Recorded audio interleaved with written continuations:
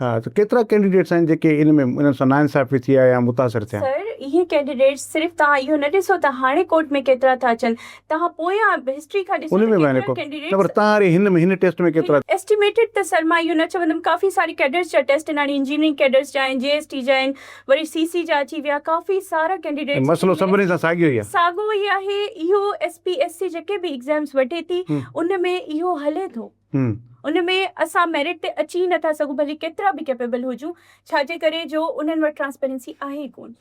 हू छा को रीचेकिंग लाइ तव्हां चयो आहे? रीचेकिंग में तव्हांखे माना उहो ॾेखारिया अथव न पंहिंजा न कापियूं तव्हांखे ॾेखारींदा अची ॾिसो ही थो? सर उन्हनि जो हिकिड़ो रूल आहे, हिकिड़ो उन्हनि चयो आहे त 161 आर्टिकल जे थ्रू तव्हां अची करे असांखे ॿुधाए सघो था त असांखे हीउ मसइलो आहे। वरी उन रूल जे थ्रू ई उन्हनि सेकेंड ॾींहुं असांखे ॻाल्हि ॿुधाई आहे त असां तव्हांजी कॉपीज़ डिस्क्लोज़ नथा करे सघूं। तव्हांखे बि न ॾेखारींदासीं? पोइ त कीअं ख़बर पवंदी तव्हांखे?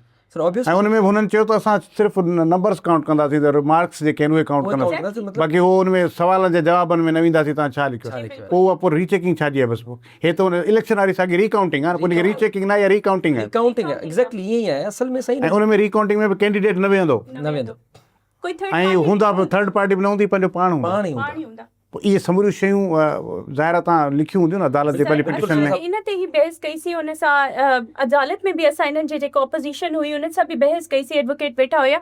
उन्हनि चयो त असां अगरि तव्हांजी हिकिड़ी कॉपी कढायूं था सभिनि कैंडिडेट्स जी पोइ कढायूं, पोइ असांजी जेका जो प्राइवेसी डिस्क्लोज थी असां चऊं था त तव्हां पोइ ईअं न कयो, तव्हां जेके 70 कैंडिडेट्स पास कया आहिनि न उन्हनि जो एग्ज़ाम दोबारा वठो।